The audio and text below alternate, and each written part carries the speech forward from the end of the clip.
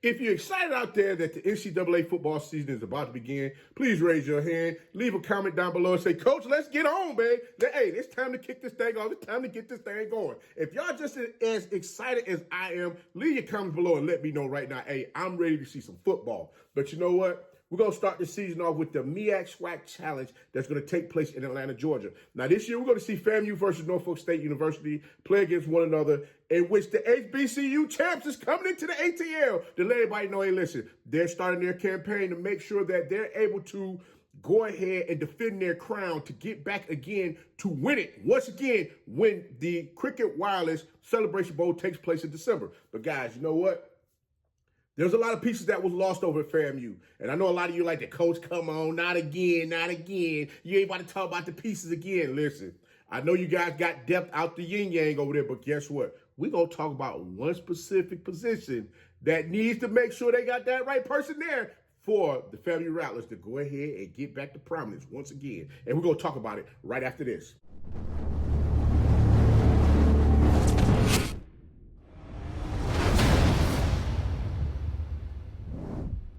What's your favorite coach back at it again? 10 toes down, about to tell you how it all went down. This is Tomorrow Leader Sports Network with your host, Coach Walker. If you're new to the channel, please like, share, subscribe. Hit that notification bell so you get all upcoming videos. For all my leaders out there, welcome back. Y'all know the drill. Y'all know the routine. If you haven't done so already, please like, comment, and share these videos and tap in the friend to it. Tell them to come on in. It's double positive vibe. We're just having a good time talking about HBCU sports. And don't forget, you can follow us on all social media platforms. The links are listed down below in the description. So without further ado, we're going to go ahead and get on in this thing because I know you're like, Coach, what in the world you got going on with this thing now? Hey, listen, I've sat back and watched all you guys talk about this quarterback chat. This quarterback chat has just been off the chain because I'm just trying to understand, like, okay, the season is here. We're going to find out who can do what because at the end of the day, all the chatter, it's getting ready to stop. August 24th, when they kick that ball off in Atlanta, Georgia, in the SWAC, that's it. It's time to rock and roll. That's it. In the MEAC, it's time to rock and roll. It's time to find out who's going to be that one at the end that's going to end up hoisting up their trophy saying, we are the champions. But check this out. Before you can get there, you got to have all of those pieces out there on the field that's going to make sure that the team is running the way that it needs to run. And you got to have that signal caller that's going to be able to make sure things do what it do. Now, Jeremy Musa has moved on. He has no more eligibility left. He's trying to get himself inserted into the NFL or on the professional ranks so he can continue on with his football career. But now comes the era of a new Rattler to take over things and move things forward for the program. Now, the $1 million question is, who is it going to be? Now, right now, from my understanding, they got like 7 quarterbacks that's on the roster for the team. And I'm trying to figure out, man, who in the world could take over and make sure things go in the direction that they need to go? You got head coach Colzie. Hey, this one here is gonna be on him as far as who he's gonna dub. Who he's gonna dub to be that new quarterback that's gonna take the signals, that's gonna lead the team. This is gonna be on him. But the 3 that I was looking at, I'm looking at 3. Look at that 3.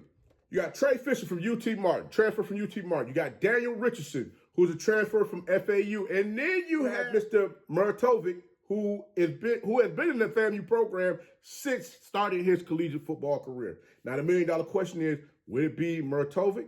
Will it be Richardson? Or will it be none other than Mr. Fisher? Well, guess what? I'm going to give you a rundown on all 3, all right?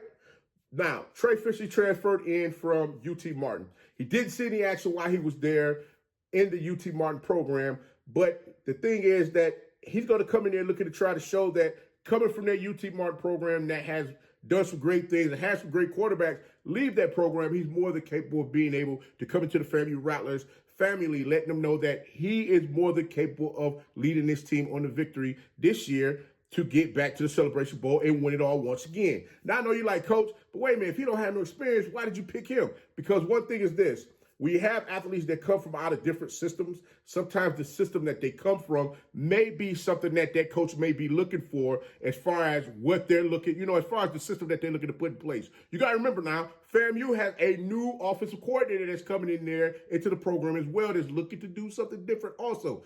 Everybody that was there not everybody, but most of everyone that was there with head coach Willie Simmons with the program last season, they have moved on. So now the $1 million question is going to be, okay, what does this guy bring to the table? Well, we're going to find out exactly if he can produce and do the things that he needs to do. Now, the next young man I'm talking about is Daniel Richardson.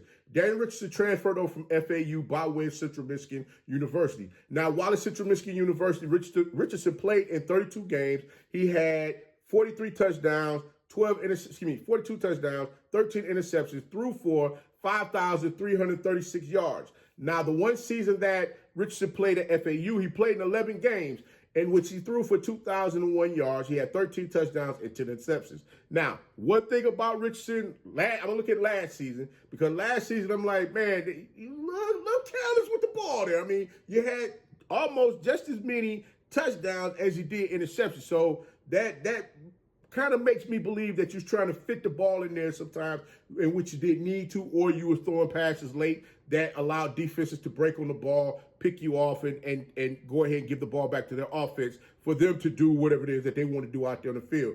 And we already know that, well, we're not going to say already know, but we truly understand that that's something that could be a red flag for a coach as well, because you're looking to slow them down on the turnovers, making sure that they're not giving teams additional opportunities for them to beat you in games. Sometimes offenses get out there and they just make haphazard mistakes that will cost a game. And that's something that I'm sure Coach Colzie and the coaching staff, they're sitting down looking at, trying to figure out, okay, is this the direction that we want to go? Now, the last young man that we have here is Movic, who has been with the program since he started his college football career.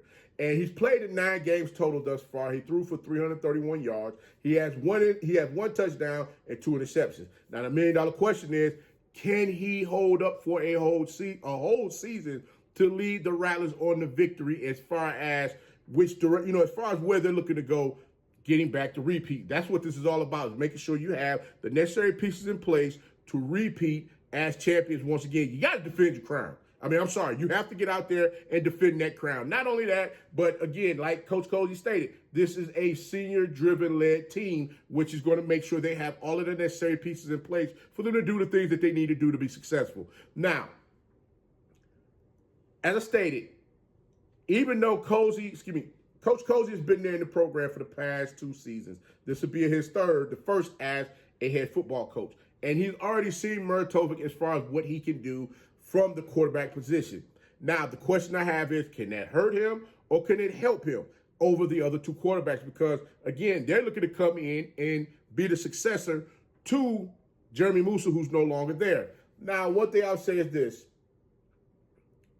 From a coach who look at things from a loyalist standpoint, and sometimes that can hinder you because you have those blinders on, and sometimes you have to take the blinders off to see the inconsistencies or the how inefficient someone may be at a position. I'm not saying Movic is inefficient, but what I'm saying is that this young man here has seen transfers coming to the program previously and had to fight for opportunity to get out there on the field and play. Could this be his time where now it's time for him to step up and be that guy to get out there on the field and compete and be the number one that's going to lead the team on the victory this upcoming season? Well, I mean, looking at bodies of work, it's kind of hard for me to say, yes, it's him. No, it's not him. Yes, it's Richardson. Yes, it's Fisher. Yeah, or it could be someone else on the team that coach didn't name. Like I stated before, they have a they have a buffet of quarterbacks on that program, within that program right now, as far as who could be that starter. But like I stated, came down to these 3. And when I'm looking at Fisher, Richardson, and Movic, I'm going to be honest with you.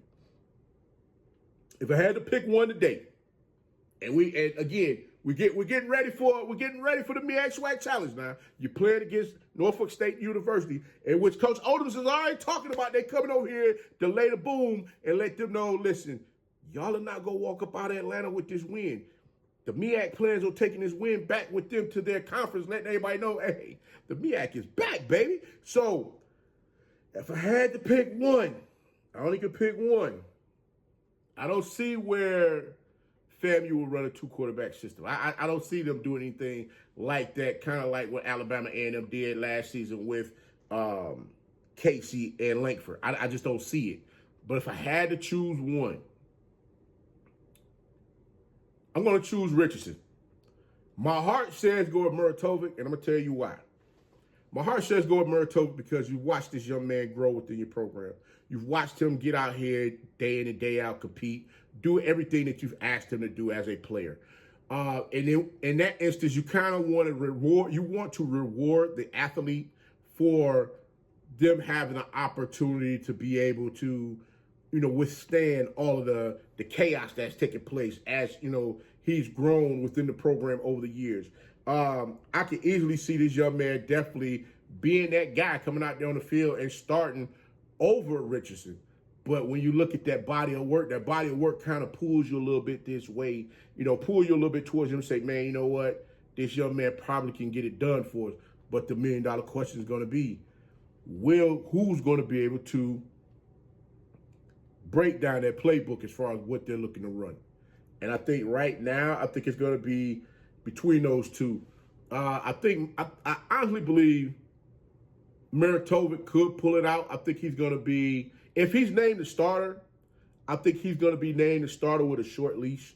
I don't think Coach Colzie is going to let games get away from him real quick. As far as them being behind, I think if he's not able to move the team down the field and be effective as far as what they're looking to run out there on the field, I think he's going to get yanked quick.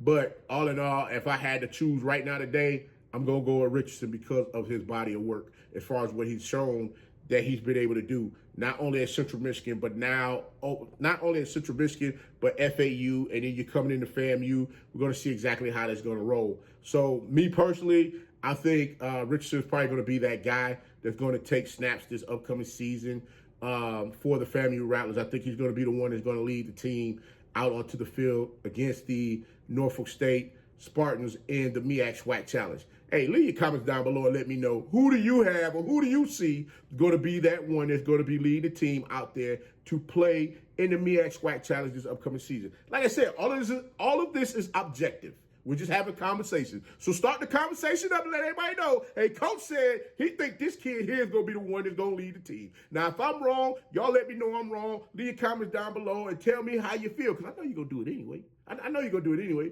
because, some of y'all already y'all still on that last show. I love it. Hey, keep them comments coming in, because we'll come back and talk about it again. But, guys, Coach will go ahead and get up on out this day. But until next time, be the one and lead.